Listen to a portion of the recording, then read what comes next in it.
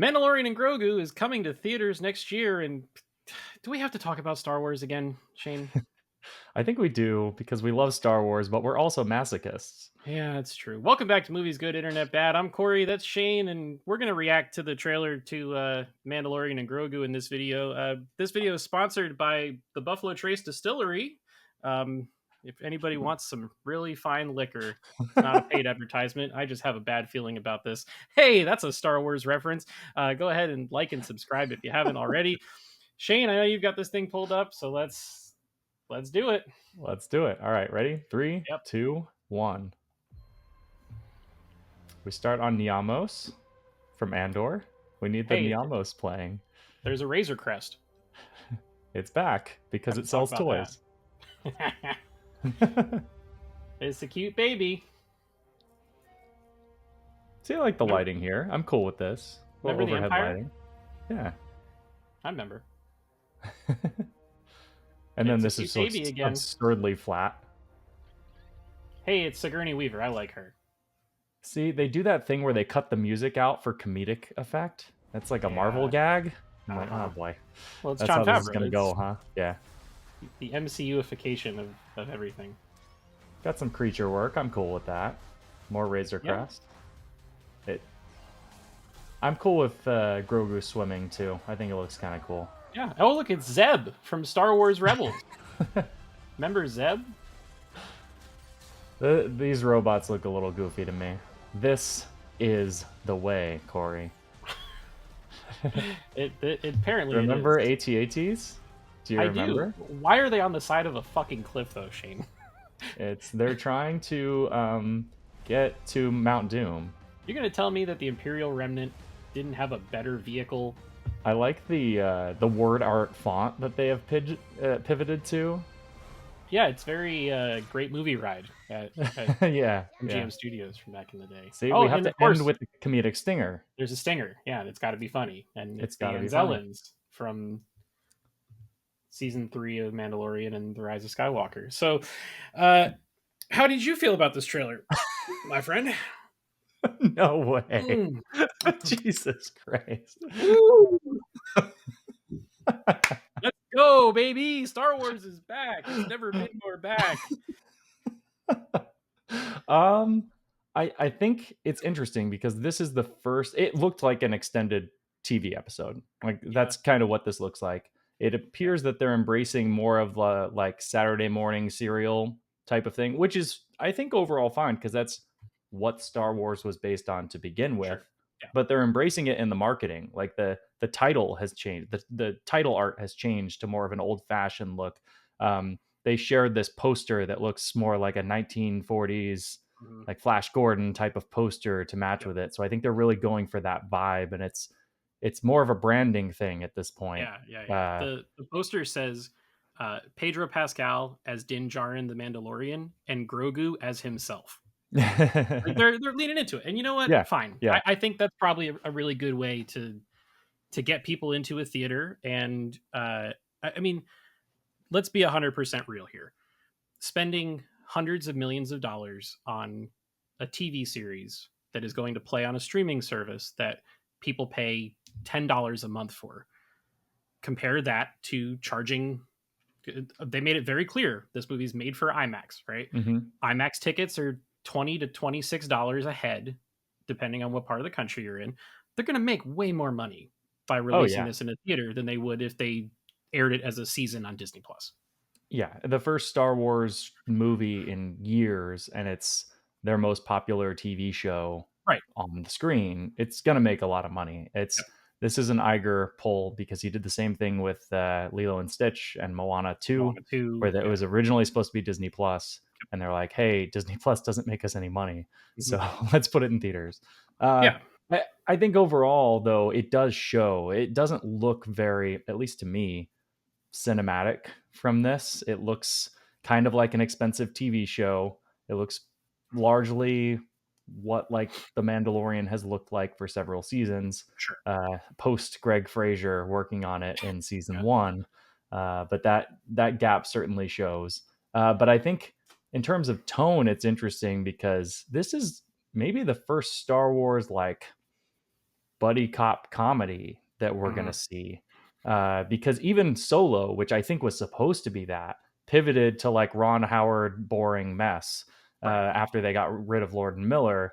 This is, I think, embracing more of the fun, the references, the comedy, and Sure. I think it'll be a crowd pleaser. I don't think it looks overly great, especially the Jabba the Hutt or whatever the Jeremy Allen White's character is, Rada. CGI Jabba the Hutt, like the brawl thing. Rada the Hutt, That man. just looks like CGI mess, like Yeah. dark, grungy, terrible. Well, to me, it's None of that hilarious looks good to me. because Rada the Hutt was like this big on Clone Wars. He was just a little baby, Oh, is it the and same baby from Clone Wars? oh yeah, yeah, yeah, Oh, yeah. okay, And now that's where it's they're going with it. yoked and played by the Gotcha. guy from The Bear, which is Yeah, certainly a choice. the beef Uh, is here. the in, wow, good, That's a good for great you. bear reference, right? Well done, well done.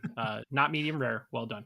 Uh, in terms of the look, to me at least, uh, there's a couple shots in there. There's one where Mando kicks a dude and he flies over a bar. Hmm. There's one where Zeb is fighting in a hallway. All of those shots look good because you can Hmm. tell that they're on a real set, Yeah. right? And then you get to the one uh, where they do the cutesy little cinemascope pulls up to IMAX thing, and Mando's Yep. shooting at those two big mech robots, and it Yep. looks like he's playing the Toy Story Mania ride at Hollywood Studios. I don't know why I've referenced that twice in this Yes. video, So, but it so I literally looks like he's shooting his rifle at a video game screen, yes. and it's. Do you Mm, want to know why? uh, Because somebody came in and demanded that it's IMAX, and they're like, "Wait, the only way that we can convert this to IMAX is only the CGI sets can be upscaled to 1.4, right?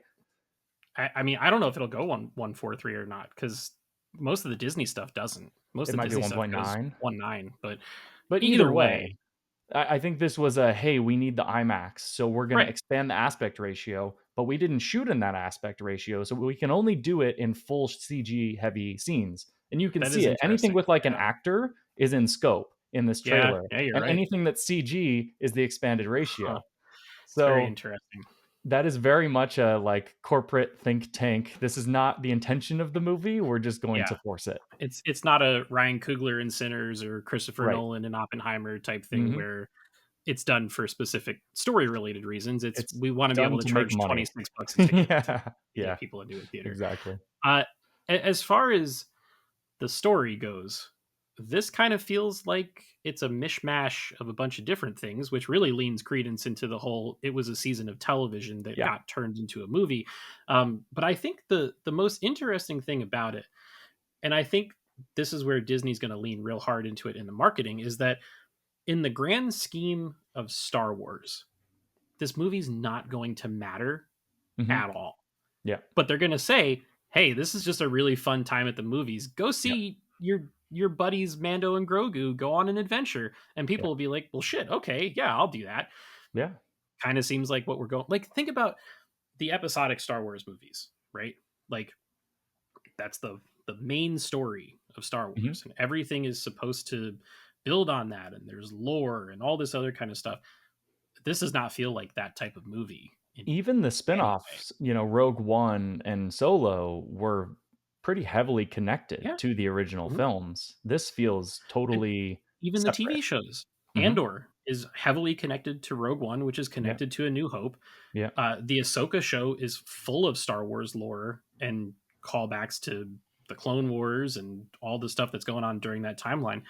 This feels like they're just like, buckle up, folks. We're gonna take you on a fun ride, and you're gonna forget about it tomorrow. And And if it's good, I'm cool with that. Like, I sure, think yeah, I think the obsession with lore and connecting everything is actually a problem that Star Wars has had, because not everything needs to be connected, and it kind of pigeonholes you into a story right. that has to be. We saw it in The Acolyte. We changed Kiadi-Mundi's age, and the internet absolutely exploded. And it's like, who fucking cares? Where is his birth certificate? God damn it! I need to know where Yeah, is he so at I think it's anymore? good to distance themselves from that and just have a fun time, assuming it's good. Right. It's also interesting because we've got this one coming out next year, and then there's the Sean Levy Ryan Gosling one, Starfighter, that comes out Mhm. 1 year later, which I is think May it's of going to be very 2027. similar in tone. I think we're moving in the same direction here. Obviously, they take place in different timelines.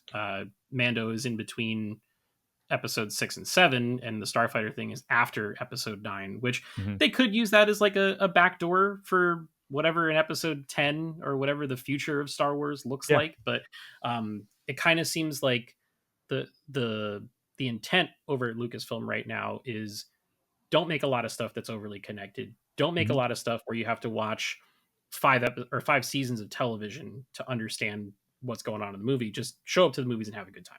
Yeah. Yeah. And I think hopefully that works here. I mean, like, the branding for Mandalorian and Grogu is super easy because it's, oh, we just want to see Grogu. cute little Grogu, right? Yeah. So that's automatically going to get butts in seats, and Yeah. so I hope I it think plays there's well. I there's a Go ahead. reason here, I think, Shane, that the majority of the trailer is just Grogu doing Grogu cute things, jokes, yeah. right? He's got the Hmm. telescope. He's using the Hmm. force to get food. He he's looking down the hallway. Like it's just all he's swimming. It's all Grogu and it's all cute all the time. Uh Spend money on plushes and Legos and buy your IMAX ticket and So popcorn at the bucket. end of this movie, Grogu is 100% saying out loud, "This is the way," You think they're and gonna the do it? entire theater is going to stand up cheering, right? Gonna be like Captain America wielding Mjolnir Yeah, levels of yeah. cheering? Or Yeah. like Andrew Garfield showing up in No Way Home. When he takes Like, off the mask and then just yeah, like stares at the camera like yes. everybody clap for me now. Yes. It's gonna be that. It's gonna be, "This is the way," and, like, so when you watch this movie a year later, it's gonna be like, "This is the way," and pause, Silence, like on silence, silence.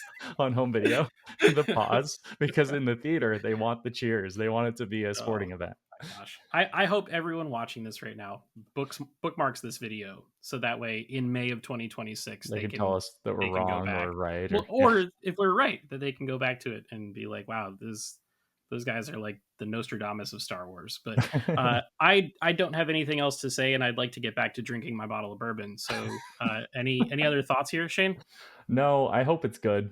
Uh, that's really it. I don't think it looks particularly great, but hopefully it's fun Yeah, and inoffensive. yeah. And let's be clear here. We always root for movies to be Oh, good. absolutely. We're not hoping this is bad. I'm not, poo pooing on it because I have a vendetta against it or against John Favreau or Dave Filoni, even though he is threatening me off camera right now. He said he's going to smother me with his cowboy hat if I don't say nice things about this, at least about Zeb, because that's his creation. But we would love to hear from all of you. Drop us a comment below. Let us know what you think. Are you excited for this? Are you ready to just kind of click your brain off and go to the theater and have a good time in May of 2026? Drop us those comments. Let us know. Like this video if you liked our terrible humor. Subscribe to the channel if you have not already. Later this week, we're going to have a review of the season finale of Alien Earth. And then we're also going to be reviewing Paul Thomas Anderson's One Battle After Another. So be on the lookout for all of those things and so much more. And until next time, we'll see you guys in the next video.